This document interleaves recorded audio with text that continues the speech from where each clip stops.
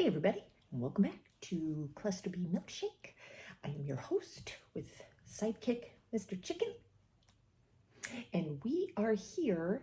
Well, I'm here. He's just here to look pretty, aren't you, Mr. Chicken? We are going to talk about why are narcissists afraid of rejection. Now, last night I was pondering this. I was talking to someone who is having issues with his wife, and he is afraid to be vulnerable to, reconnect through positive conversation. And I'm like,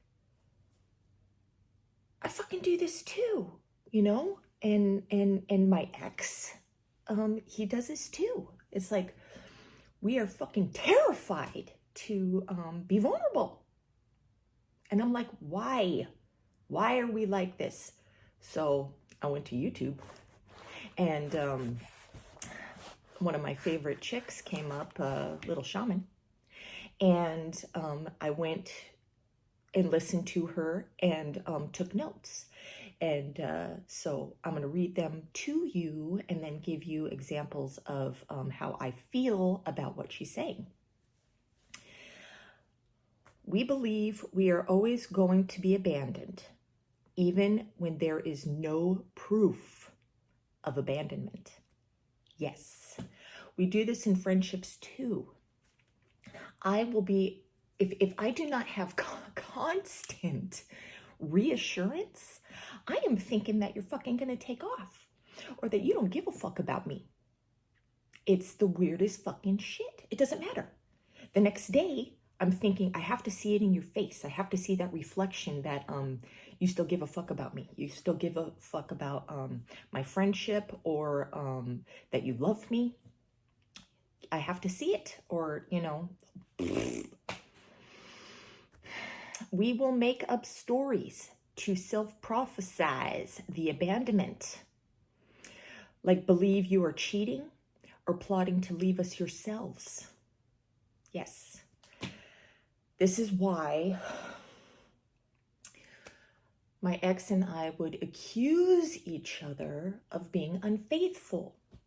This is why I would be like, why the fuck you saying that shit to her? Or he would say that to me.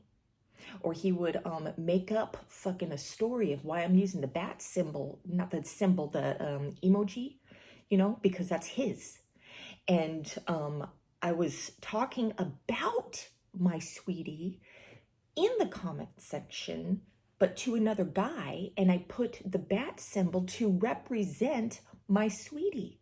But no, he thought I was giving away the motherfucking symbol to the dude. So he's thinking I'm going to abandon him for other dude. Crazy. And we got into a big fight, and I cried because he was going to abandon me. Okay, so why do we do this? Because we believe we are unlovable. Yes. Self-hatred and shame rots in our core.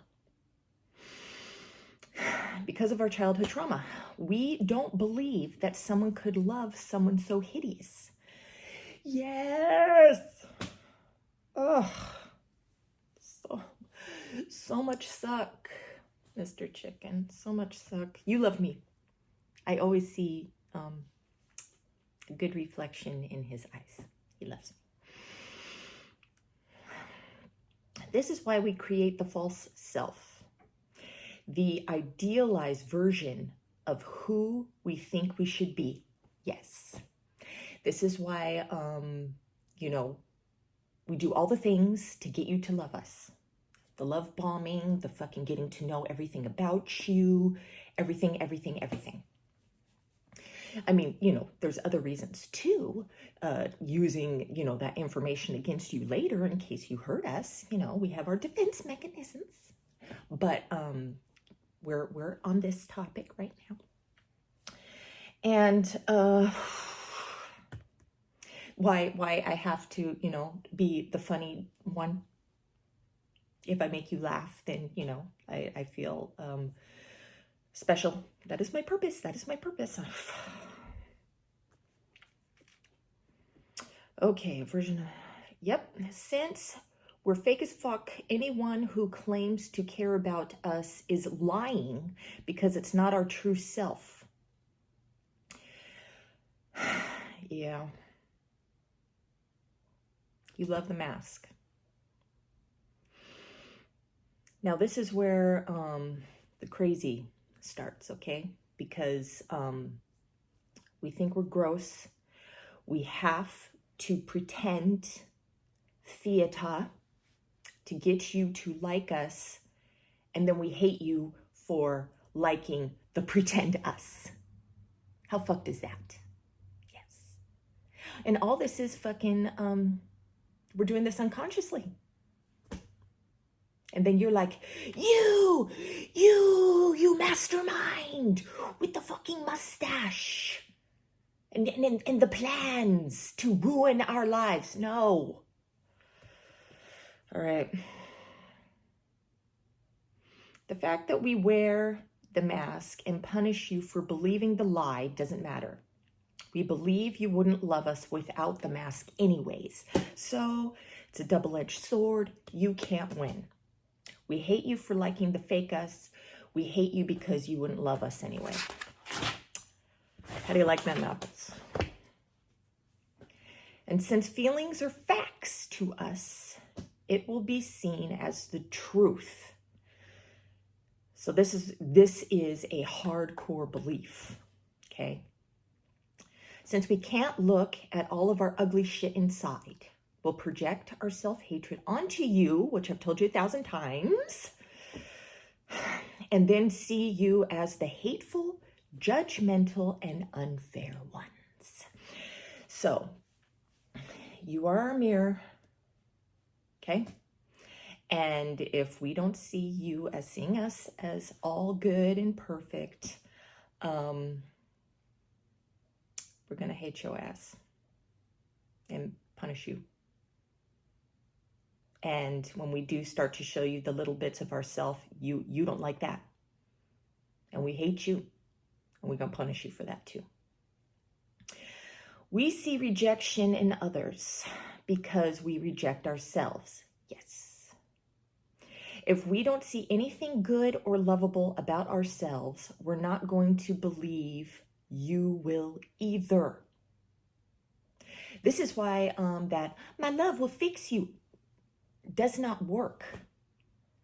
I don't know how many times I have to hit you in the fucking head with a hammer to get to scoop out, you know, this my love. No, it's not going to save us. And saying, but I'm going to love you ugly. I love your ugly. Oh, fuck, man. I did this too. Okay. So, and I'll talk about that in a second. So, so our projection will come out as, jealousy, accusations, paranoia, blame shifting, anger, grandiosity, lies, telling big stories, bragging. This is how we're protecting ourselves. Neediness, pulling away, and discarding. Okay? This is how it comes out.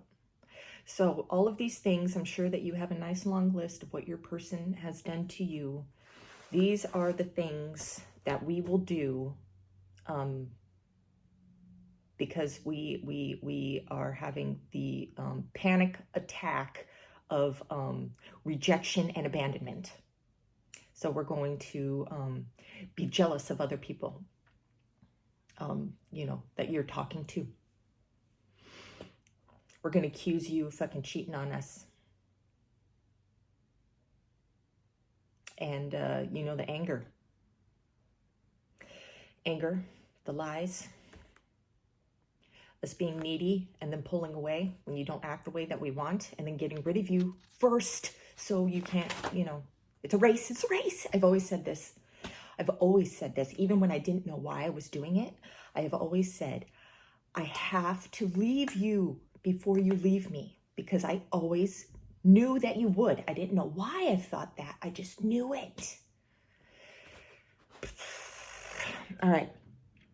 When you start to see us the way we see ourselves, you will reject us. Yes. You are supposed to believe we are perfect. This is why when everything starts to we will look for somebody else who will see us as perfect again. And we're not changing for them. So don't think that. We're not changing for that, motherfucker. Because they're going to see the ugly shit too. And we're just going to do the fucking thing over and over and over and over. And over and over and over and over and over again. And we're riding around in the fucking circle. There's no prize to win. There's no end game.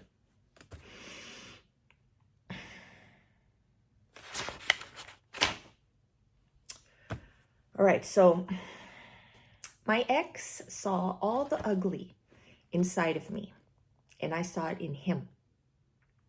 Now, this is, we're both on the cluster B spectrum. And so that, you are, you have your person, and then you are one-sided. So we're just doing this to you, okay? Now, this is us doing it to each other, okay?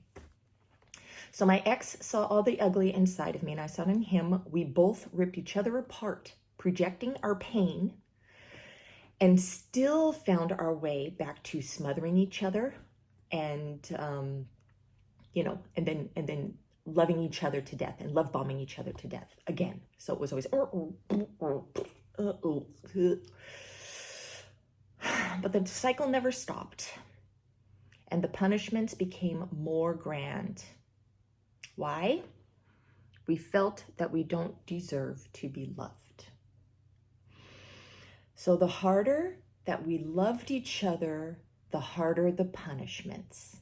The harder you love your person, the harder the punishments. Get the fuck away from me. You're a liar.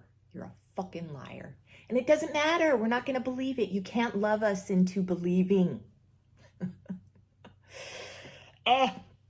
When we finally were going to get together, love became less to none, because the mask became non-existent. So it was just fucking complete disgust for each other. And since we don't see each other as perfect anymore, we must not love each other anymore. And this is what we are thinking about the other. He thinks I don't love him. I think he doesn't love me. But because I was starting to become aware at the very end of the relationship, all the hateful and hurtful things that he was saying to me, I knew it was a lie. I knew it was a lie. But I couldn't convince him. And I had to defend myself. I couldn't be vulnerable. Couldn't. And this was the death of the relationship. Fuck. None of this is planned. This is how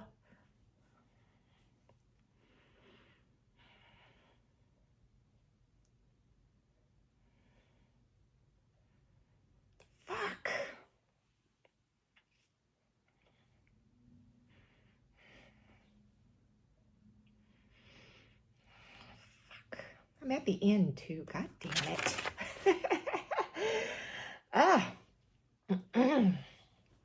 This is how our mind works. And because of our defense mechanisms, we don't know how to function any other way. So the word of the day is fear.